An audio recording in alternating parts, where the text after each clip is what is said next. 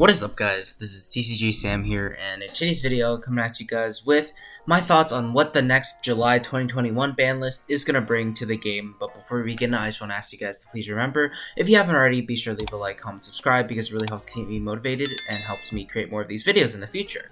And one more thing before we begin, of course, this is my opinion only. You are free to completely disagree with me, and that's totally okay. Let me know your thoughts in the comments below. What would you like to see get hit? What would you like to see come back? But without any further ado, let's just hop straight into it.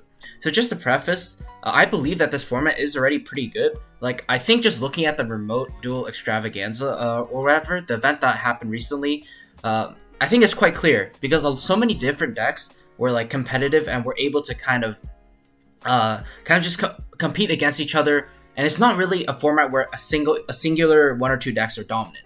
So, in my opinion, the list would likely be the type of list to allow more decks to compete, just for a greater variety, as well as doing quote-unquote slap-on-the-wrist hits to the top decks to kind of reduce their consistency. But I don't believe that they're going to hit, for most of the top decks at least, I don't believe they're going to hit some of their core cards.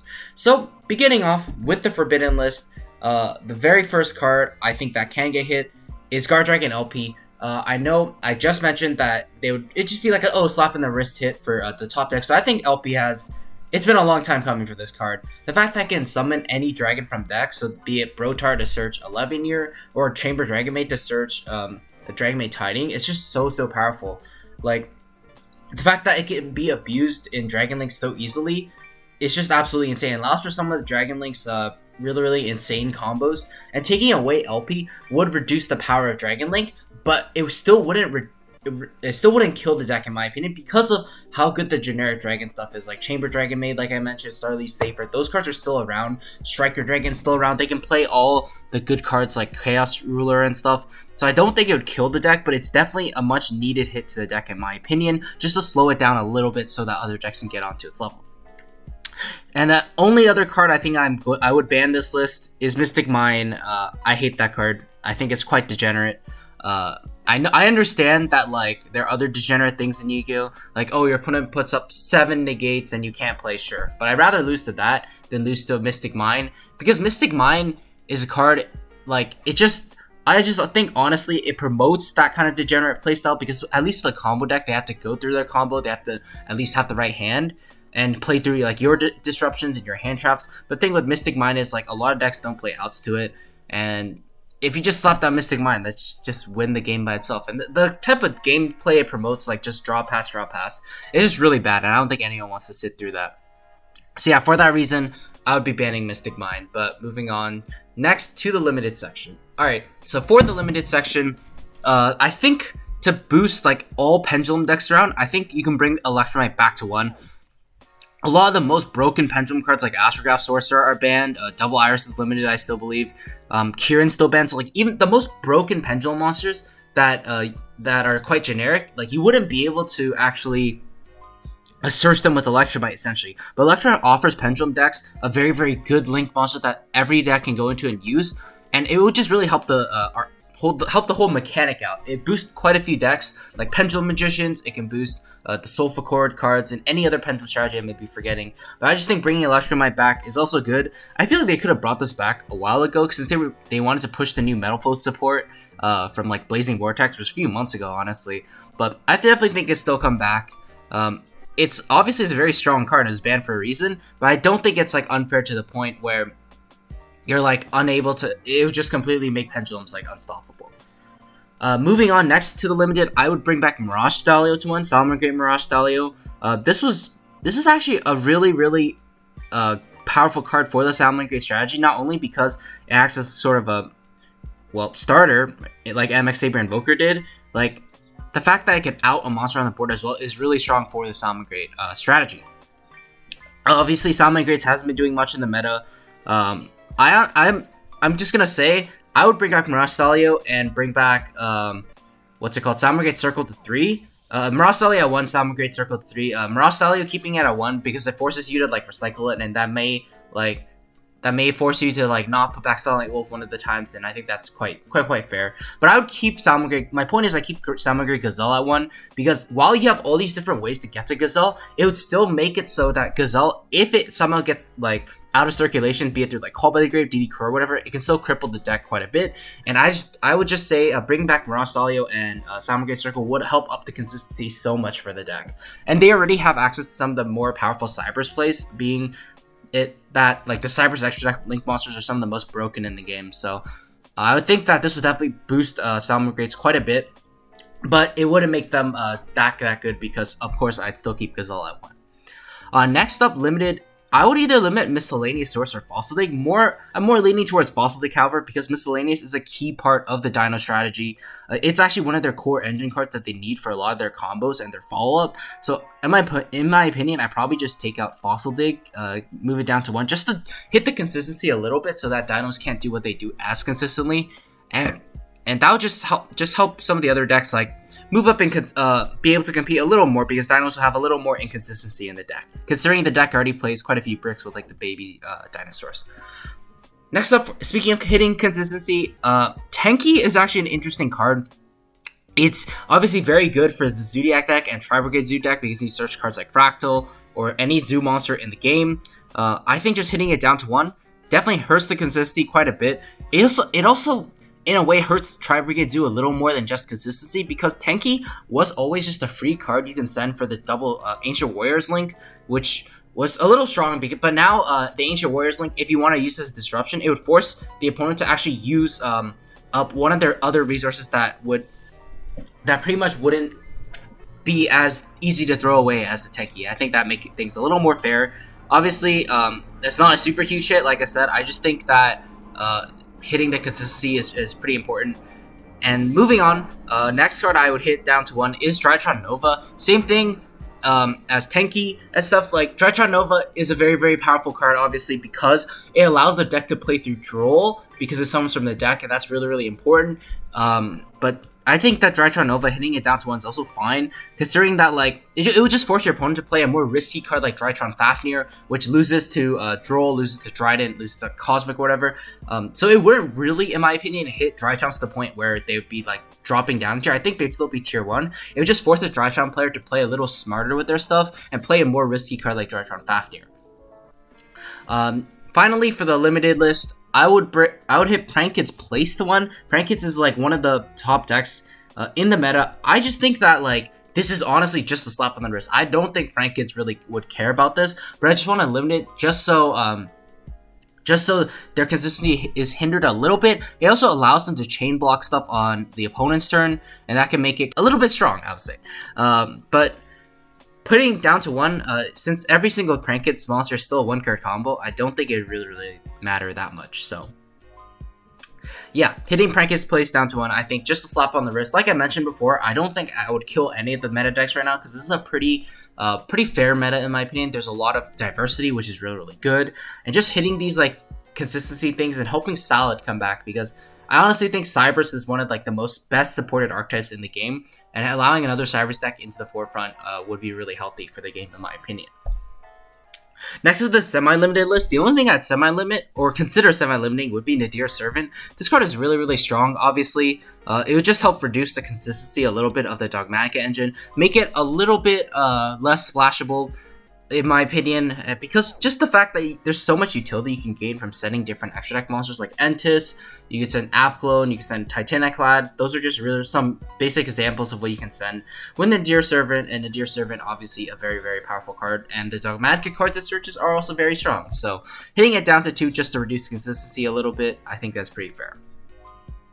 Moving on to the unlimited section, I would actually bring back Red Reboot to 3. In my opinion, it's similar to Dark Ruler in that like it completely shuts off like their quote-unquote board, Dark Ruler of course in monsters and Reboot in traps. So I think if Dark Ruler's around, I definitely think Reboot should be able to be around, because it can be stopped by it can be stopped by a card like Solemn Judgment anyways, similar to Dark Ruler or whatever. But Reboot just pretty much gives decks more ways to play through back row.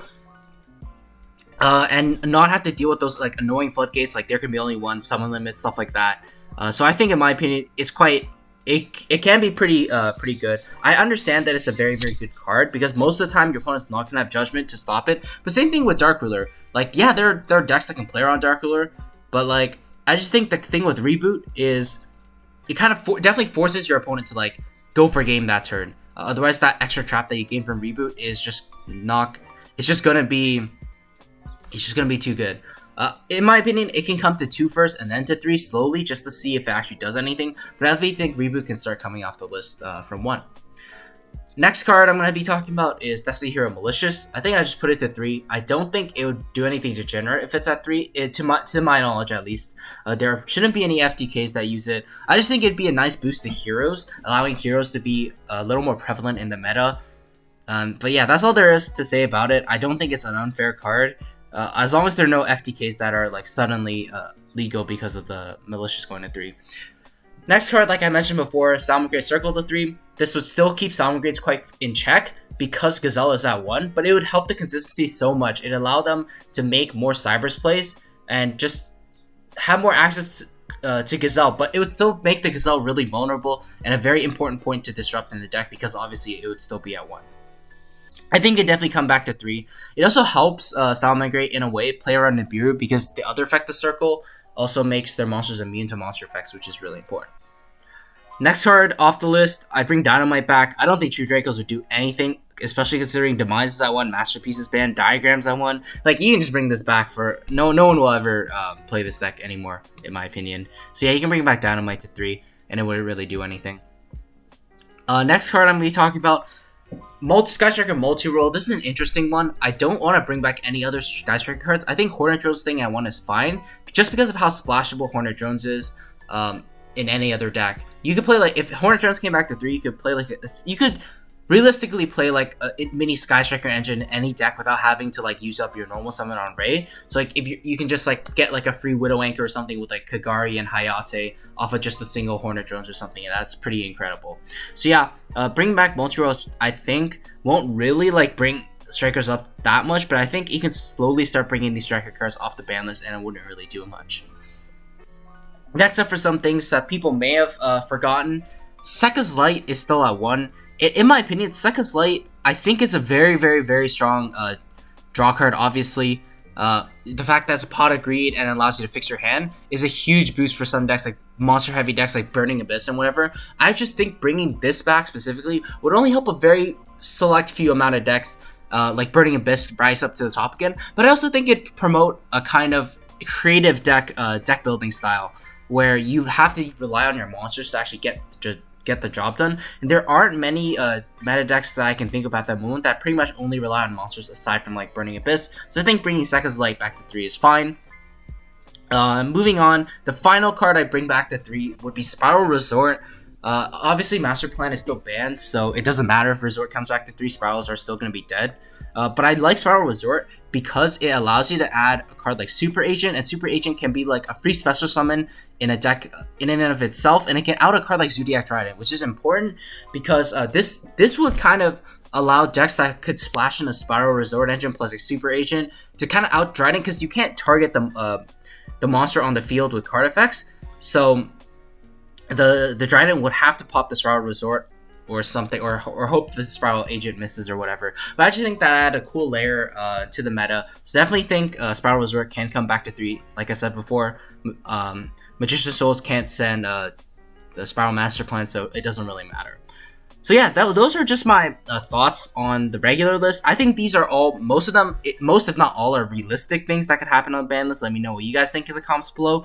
But now I'm going to be giving some of my hot takes, so things you may strongly disagree with, you may think I'm stupid for suggesting. But the very first one is, I was actually considering putting Zeus to 1, and now I know you may be thinking, oh, what's that going to do? Like, Zeus is still, if it was that broken to be banned. But like, I agree that Zeus is a very, very strong card, but I think it should be at 1 because it should just be as like a utility card that you can use once as like a board wiper, and to kind of just slow the game down and reset the game to your pace. But I don't think what it should do is like allow a deck like a Zodiac that once they wipe your board once, and then you out their Zeus, and then they draw a single monster, they can wipe your board again and then put you out of resources. I don't think they should be allowed to do that. And since I think Zeus like should just be a utility card, not like a focus of a deck like in pure Zeus. But let me know what you guys think about this in the comments below. This is just my opinion. I know it's a hot take. A lot of people probably won't agree with me, but it's just something I thought of. And finally, the biggest hot take of all, everyone knew it was coming. MAXX to 3. I think, in my personal opinion, I don't think it'll happen. But if it happens, we definitely would need 3 called by the grave as well. It probably come out around crossout when crossout designator comes out, because you just need a lot of outs to MAXX just because of how strong a card MAXX is and how big of a boon it is to combo decks.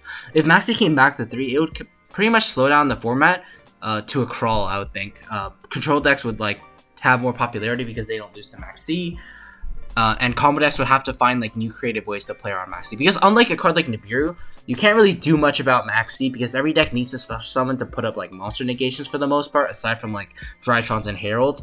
And I just think that more outs in the format would be needed if MAXX was going to 3. So like cards like Crossout Designator, more Call by the Graves, and Ashes. So you have technically 9 outs if you do so choose to play that many against MAXX, and that I think that would be fine if MAXX were to come back in the format.